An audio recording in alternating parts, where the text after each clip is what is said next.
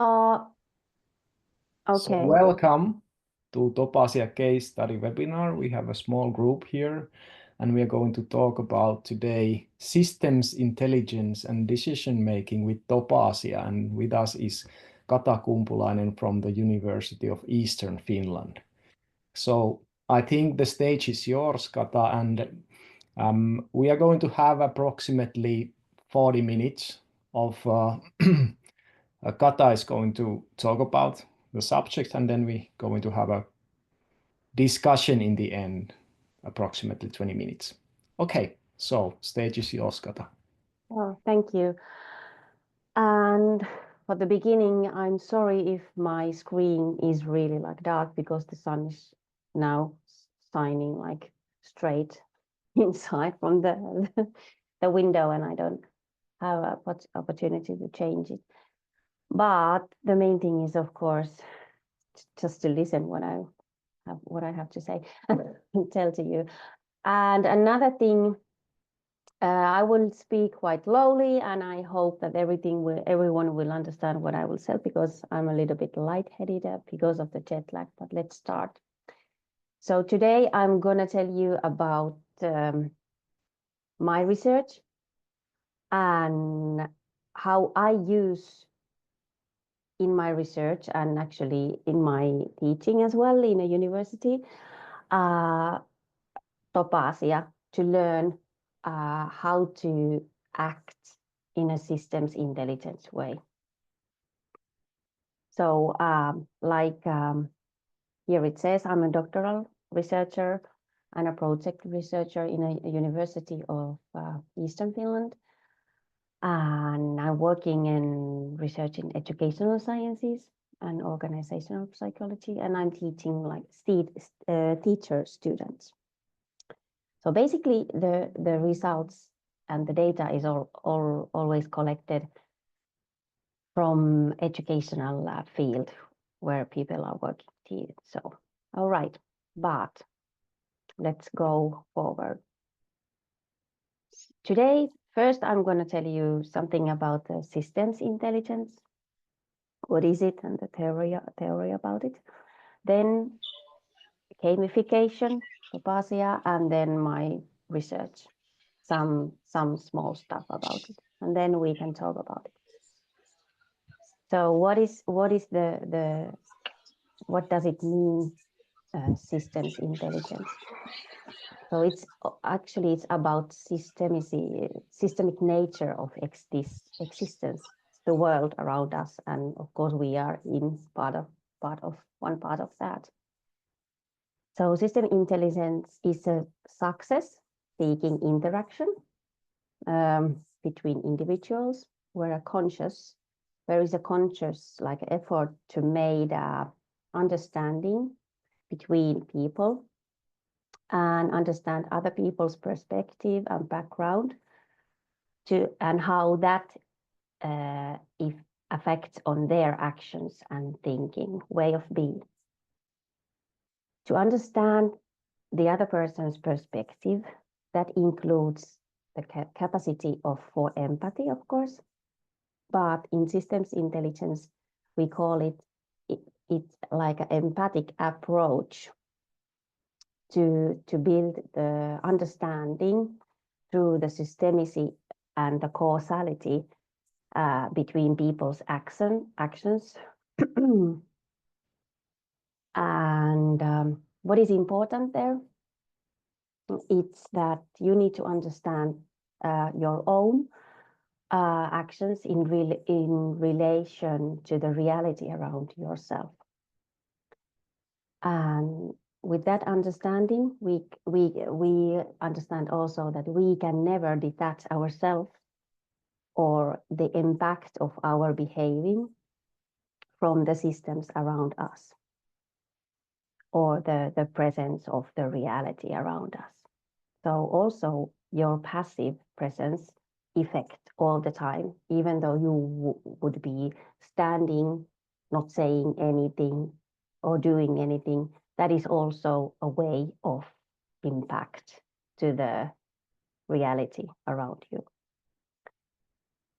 So actually, the concept of systems intelligence describe the collective intelligence, because you never can't take yourself away from the reality.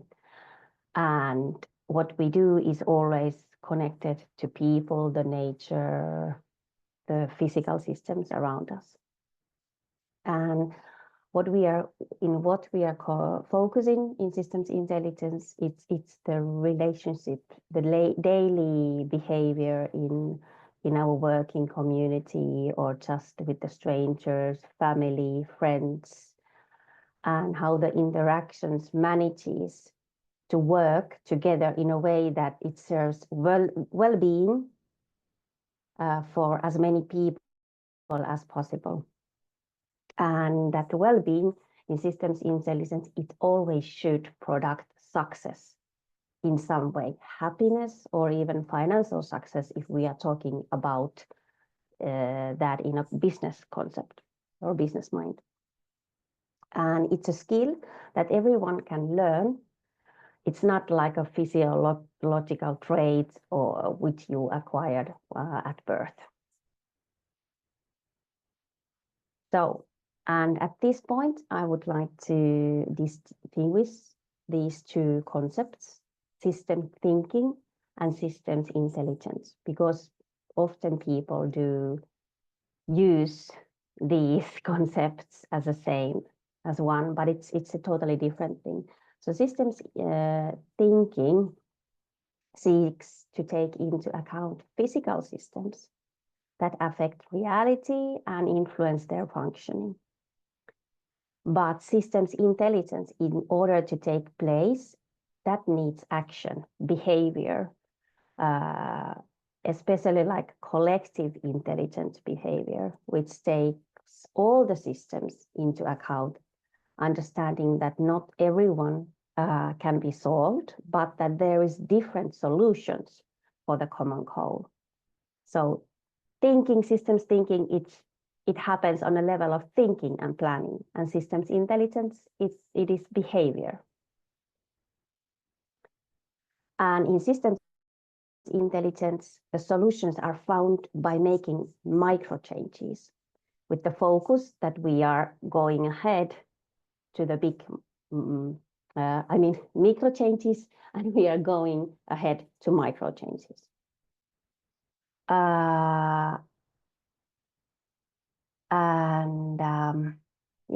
So we can go to the next slide. And why micro changes? This collage here shows why systems thinking may not be always enough to solve complex problems. In real life, what we call there are human factors which lurk between systems and have a significant large impact on how things play out in all areas of life. There are always something behind the feedback or the speech that you can see or hear coming from a person. And these you can see from this slide.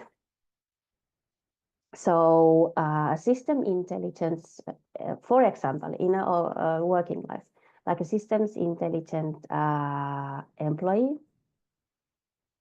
ensure that the flow of information in organizations is multidirectional, and it's not happening just top-down information, because there are all these different factors impacting all the time.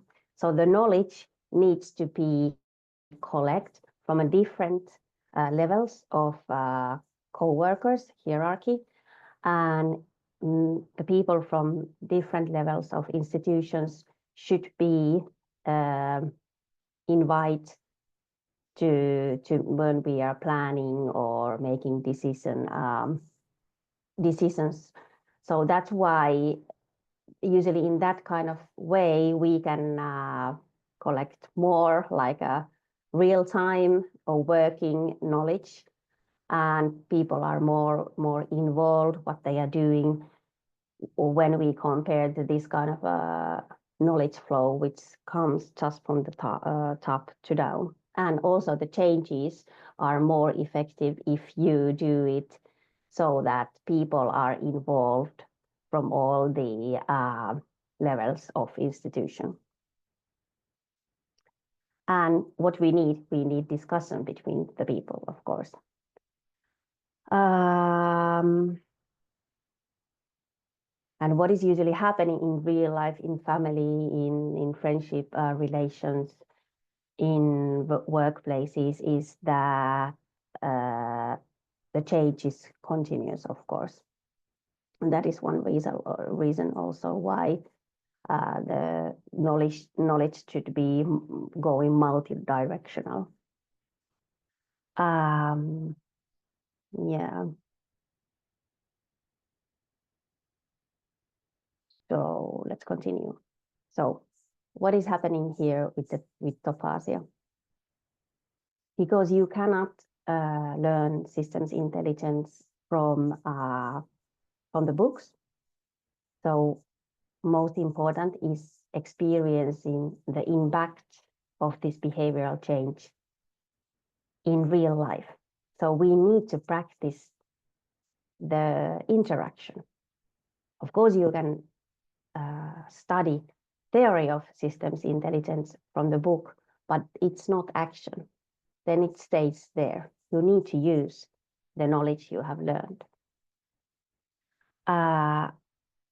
And we are using Topaasia as a facilitator between the discussion and decision making to learn systems intelligence.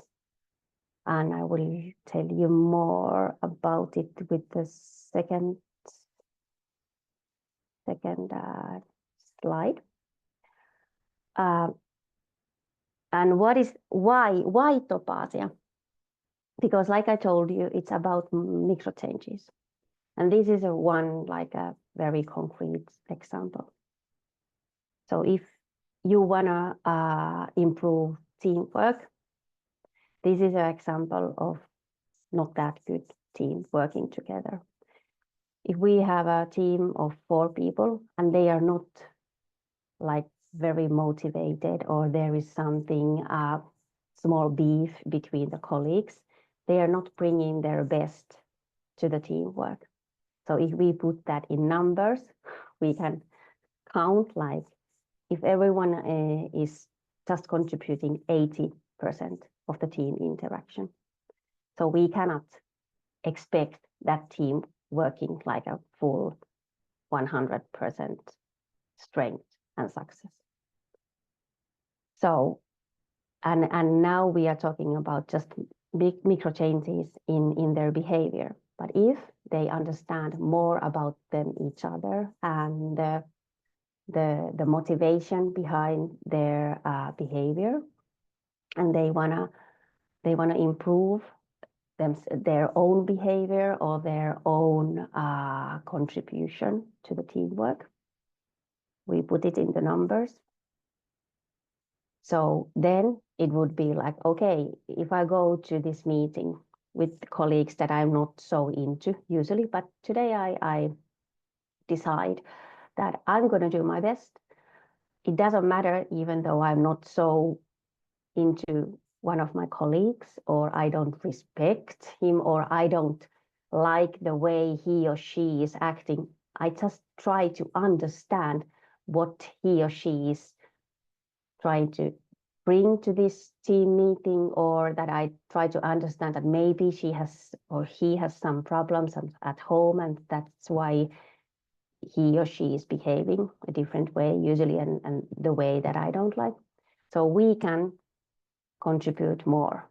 So if each team member contributes 120% to the team's interaction, so the collaboration is already like 201 the score.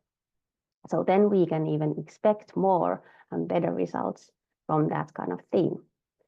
And what we change here is the communication. Probably we don't even need to change the physical systems or the tools we are using when we are trying to reach the goal, but just the behavior between us, that we can collaborate together better. And with Topaasia, this is what we are practicing. With this in our deck, systems intelligence deck, we kind of approach the topics from the systems intelligence point of view to see things from a little bit different side what we usually have done. So then we probably see and realize more new ways or solution to solve the problems.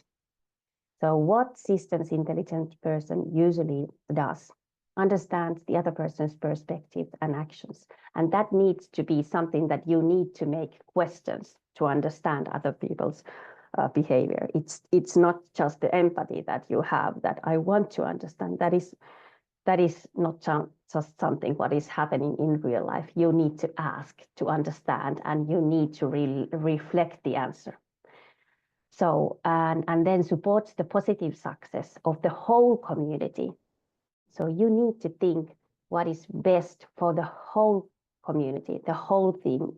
You cannot be systems intelligence just for your own success, because you always need people around you. That's the thing. So you need to think that, okay, if I will do this, probably it will help my colleague to do his or her job better. So then we both or we all will success because of that. And system intelligence person understands the impact of their own actions this way, and the help to the whole community. And you need to actively evaluate your own behavior to understand your own impact to the team or the system.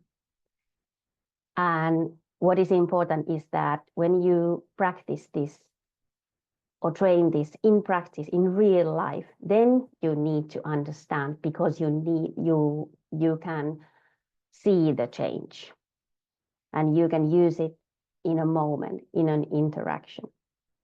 And this is what is happening while people are playing Topaasia, thinking the topic that they usually share in their interaction from a different point of view. So what I have researched is that I have observed multiple Topaasia sessions played with the systems intelligence deck in early childhood education, with supervisors, with staff, even with the highest directors, and also municipal politicians trying to make decisions concerning early childhood education. And I have been researching how to implement systems intelligence in their action and cooperation. And how they usually use the game deck is that they start their meeting with the 30 minutes game before the normal meeting.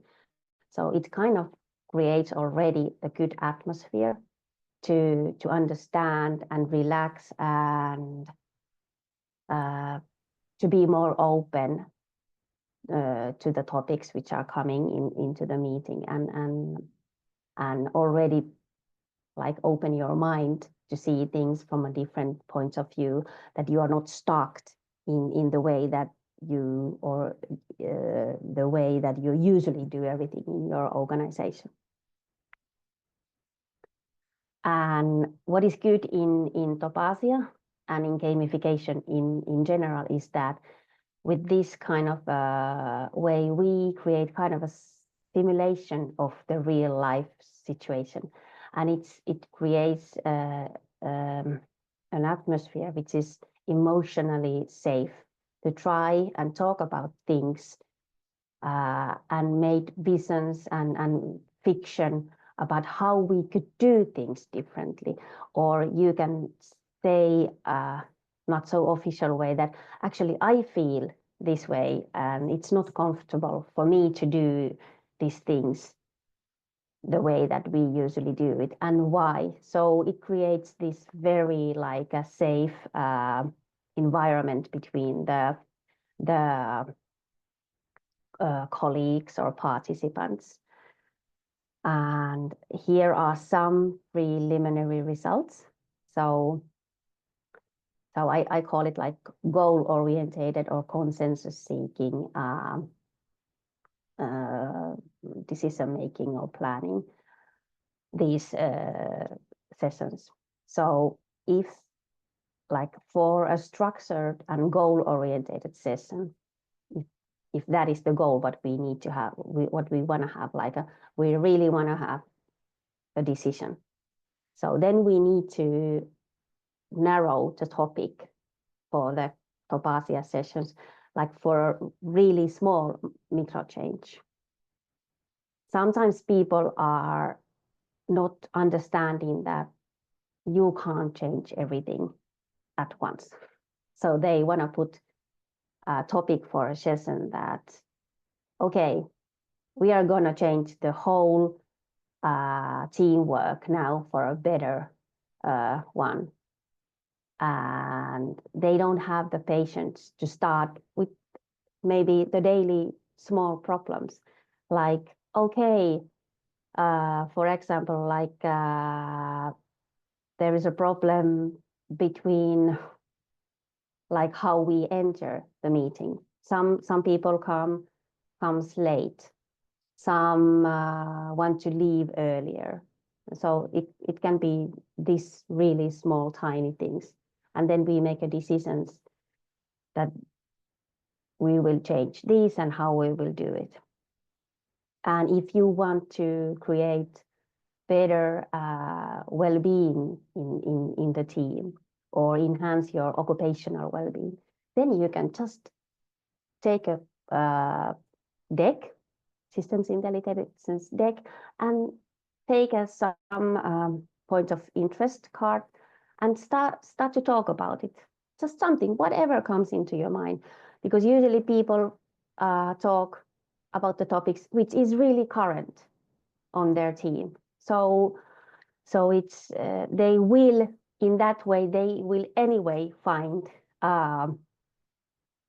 something which is important to talk about, but probably they will not make any small decisions about for some micro change. But they will create more value laden conversation, and it creates itself the secure and trusted like atmosphere between the team members or even in relationships or anywhere. So that you can use the deck in a different ways. And then what is good also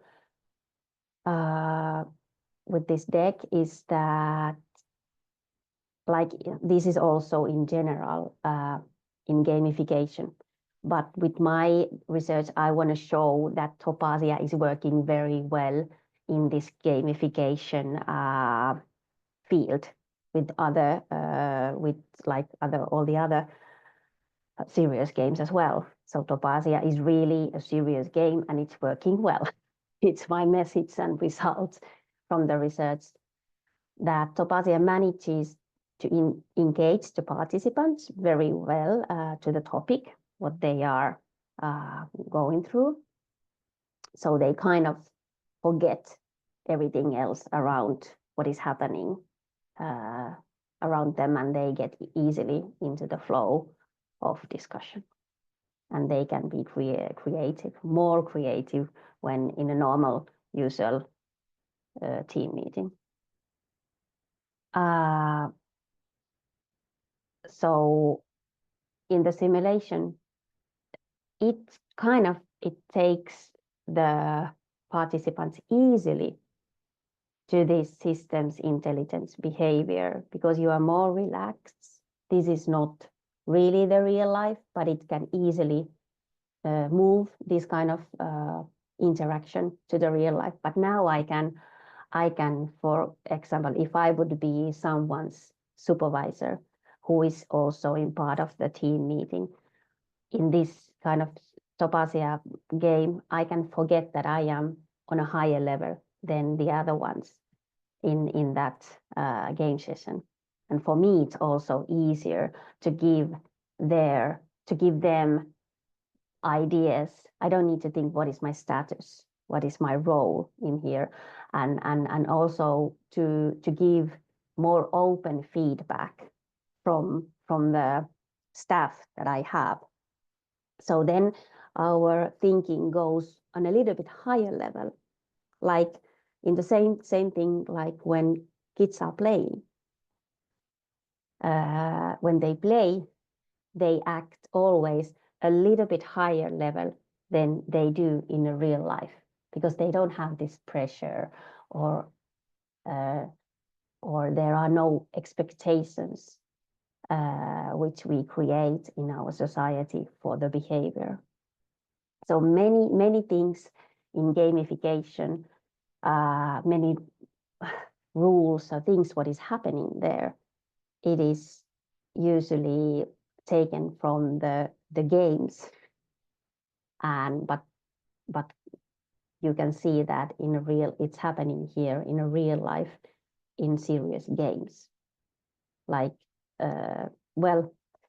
I'm not here to talk about gamification, but in Topaasia, these features which are you need to find in gamification science to call some game as a serious design game. So Topaasia has these features. And so the sessions where the participants comes from the different international levels and roles. So when you create these kind of game sessions, the decision making comes more it's very highly holistic. If you compare the game session between the team members, which all are usually on a same level working, if you think that in a hierarchical, organizational way. But what I have done in my research, I have, for example, researched this kind of decision making where I invited people, like I told already, local politicians which are making decisions about education in a certain municipal. And then I invited also very highly directors from administration of education. And then I had special education teachers, normal teachers, and parents also, to discuss and create early childhood education services. And I gave them a topic. This was really like a big topic, but I wanted to see how they act to create the best early childhood education what you can create on a new planet. So I told them that there are no rules or restrictions for your planning, but just create early childhood education which you think would serve the best for the families and children. And this kind of setup where you can hear as a parent what a politician is thinking about how you create and produce early childhood education inside the municipal as a public early childhood education. And when the politicians, they hear the parents' needs or views. And the same with special education teacher. listening to the parent or the high administrational director, which usually thinks about resources, financial resources, staff resources, buildings, the locations, I mean, the facilities to arrange this service. When you talk with people closely and using the system's intelligence point of views in this kind of discussion, the discussion and the new knowledge what they are creating is very, very holistic. It includes more holistic understand than it would be if just high-level leaders would make the decisions, or the teachers working on a field, or what families want, or what politicians want. So this way we can create knowledge which will really serve people in a better way, more people. So for that kind of things, Topaasia is very handy because it puts people together in an easy way. And for example, these sessions that I have, they were like 60 minutes online.